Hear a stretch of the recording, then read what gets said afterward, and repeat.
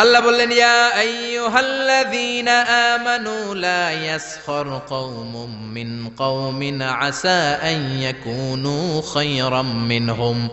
ও ঈমানদারেরা শোনো, খবরদার, তোমরা এক মুমিন আর এক মুমিনের তুচ্ছ জ্ঞান করো না, একে অপরকে অবজ্ঞা করো না, একে অপরকে ছোট্ট মনে করো না, একে অপরকে গালমন্দ করো।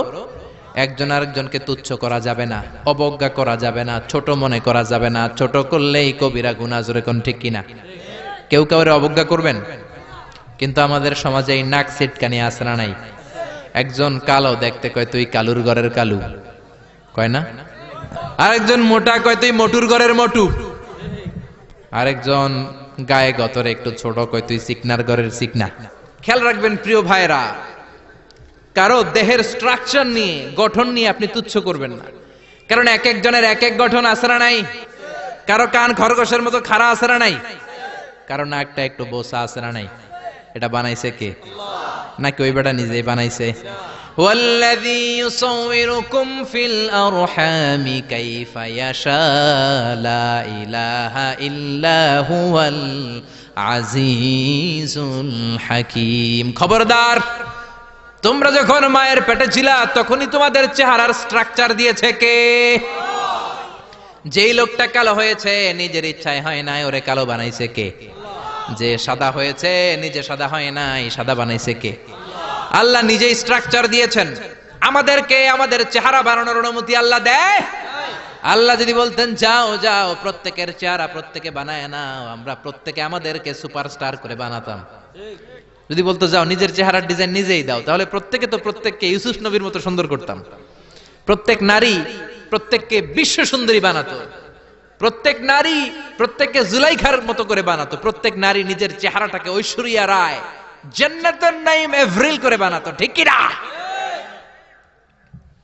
নিজেকে সবচেয়ে সুন্দরী করে বানাতো। কিন্তু এই সুযোগ আল্লাহ দেয় নাই। মায়ের পেটে থাকতে আমাদের চেহারার ডিজাইন দিয়েছে কে?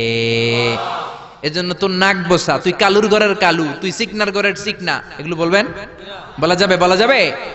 বিশ্বনবীর সাহাবা আব্দুল্লাহ ইবনে মাসউদ, ওনার পা দুইটা ছিল একেবারে চিকন। একবার বিশ্বনবীর সামনে যখন খেজুর গাছের উপরে উঠলো খেজুর পাড়ার জন্য, ওনার চিকন পা দুইটা দেখে সাহাবারা হাসাহাসি শুরু করলো। বিশ্বনবী বললেন, আমার ইবনে মাসউদের পায়ের নলা দেখে চিকন হওয়ার কারণে তোমরা হাসো। ইবনে মাসউদের পা দুইটা যদি কিয়ামতের দিন ওই কঠিন মুসিবতের কালে মিজানের পাল্লার উপরে এই পা দুইটা রেখে দেয়া হয়, আল্লাহর কসম এই পা দুইটা উহুদ পাহাড়ের চেয়েও ভারী হয়ে যাবে। কার বদনাম করেন আপনি? কার ব্যাপারে কথা বলেন? খবরদার, হয়তো যারে আপনি গালি দিলেন সে আল্লাহর কাছে আপনার চেয়েও বেশি প্রিয়, জোরে কোন ঠিক কিনা? খবরদার, কারো আকৃতি নিয়ে, দেহের গঠন নিয়ে কোনোদিন তুচ্ছ করা যাবে না। বিশ্বনবীর একজন বিবি ছিল একটু মোটা, ওই বিবির নাম হলো সফিয়া বিনতে হুয়াই ইবনে আখতাব। বিশ্বনবীর একমাত্র কুমারী বউ আয়েশা একদিন ঝগড়া লেগে বিশ্বনবীর কাছে এসে বলল, আপনার মুটকি বউ সফিয়া, মুটকি মুটি, আপনার মুটি বউ, মুটকি বউ সফিয়া। এই কথাটা বললেন, বিশ্বনবীর চেহারাটা আগুনের গোলার মতো লাল করে দিল কে? বিশ্বনবী বললেন, আয়েশা তুমি এটা কি বললা? কি বললা এটা তুমি আয়েশা? লাকাদ কুলতিলা কালিমাতান ইয়া আয়েশা, ও আয়েশা এমন কথা তুমি বলেছো, লাউ মুসিজাত বিমাইল বাহার, এই কথাটা যদি সাগরের পানিতে রেখে দেয়া হয়, সাগরের চমৎকার নীলাভ পানি মুহূর্তের মধ্যে কুচকুচে কালো হয়ে যাবে রে আয়েশা। আল্লাহু আকবার। শুধু বলছে মুটকি মুটি, আপনার এই বউটা মুটি। এজন্য আর কখনো কারো গঠন নিয়ে তুচ্ছ তাচ্ছিল্য করবেন? করবেন করবেন করবেন। এজন্য আল্লাহ বললেন, খবরদার, গঠনাকৃতি নিয়ে তুচ্ছ করো না। এরপর আল্লাহ বললেন, ওয়ালা তালমিজু আনফুসাকুম, তোমরা নিজেদের বদনাম করো না, নিজেদের দোষারোপ করো না, অন্যের দোষ খোঁজো না। একদল আছে নিজের কোনো দোষ খোঁজে না, অন্যের দোষ খোঁজে বেড়ায়, আছে না নাই? এজন্য আল্লাহ বললেন, এদের উপর ধ্বংস। ওয়াইলুল লিকুল্লি হুমাযাতিল লুমাযা, খালি দোষ খোঁজে। কই এই লোকটার হাঁটা একটু সমস্যা, ওটার বসায় সমস্যা, ওর চুলের সমস্যা, ওর এটা সমস্যা, তোর কোনটায় সমস্যা বেটা?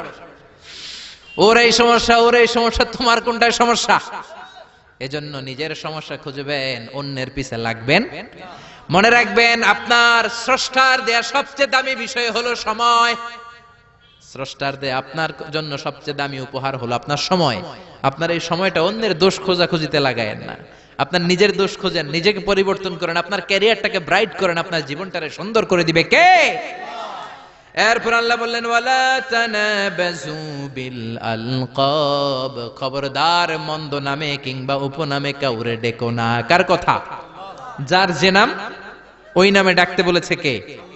মন্দ নামে ডেকো না। একজন লোকের বাবা ছিল চোর, আপনি কইলেন চোরের পোলা চোর, ও তো চুরি করে নাই, ওর বাবা ছিল চোর, ওর বাবার দোষ ওর কাঁধের মধ্যে লাগানো যাবে? আবার ওর যেই নাম রয়েছে ওই নামেই ডাকতে বলেছে কে? ইসলামের নামটা অনেক গুরুত্বপূর্ণ, খেয়াল রাখবেন। যার যে নাম সে নামে ডাকবেন, কারণ তুদাউনা ইয়াউমাল কিয়ামাতি বিআসমাইকুম ওয়া আসমাই আবাইকুম, কিয়ামতের দিন তোমাদের নাম ধরে, তোমাদের বাবার নাম ধরে তোমাদের ডাকবে কে? কিন্তু আমরা নাম চেঞ্জ করে ডাকাডাকি আমাদের সমাজে আছে না নাই? বাবা মা আদর করে ইসলামের প্রথম খলিফা তার নামের সাথে মিলিয়ে নাম রেখেছে আবু বকর, ওরা ডাকে বক্কইরা। কি ডাকে? বাবা মা রেখেছে আব্দুল কুদ্দুস, ওরা ডাকে কুদ্দুইচা। ইসলামের প্রথম তীর জিহাদের ময়দানে যে সাহাবী প্রথম তীর নিক্ষেপ করেছে সাদ বিন আবি ওয়াক্কাস, বাবা মা আদর করে ছেলের নাম রেখেছে সাদ বিন আবি ওয়াক্কাস, হেতের ডাকে আক্কাইচা। আছে না নাই? এখন আমার নাম মিজানুর রহমান আজহারি, আমারে যদি কোন মিজাইন না, আমার শুনতে ভালো লাগবে? জোরে বলেন। এমন তো আপনিও আপনার নামটা বাঁকা করে বললে আপনার ভালো লাগবে?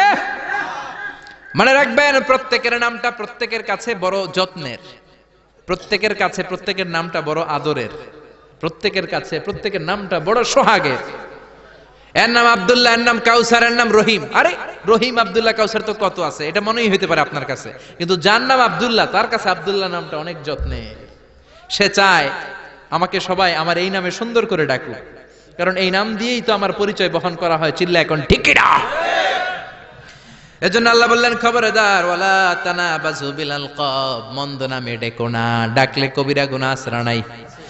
এরপর আল্লাহ বললেন ইয়া আইয়ুহাল্লাযীনা আমানু জতানিবু কাসীরাম মিনায-যন্নি ইন্না বা'দায-যন্নি ইসম। ও ঈমানদারেরা খবরদার, তোমরা বেশি বেশি ধারণা করো না।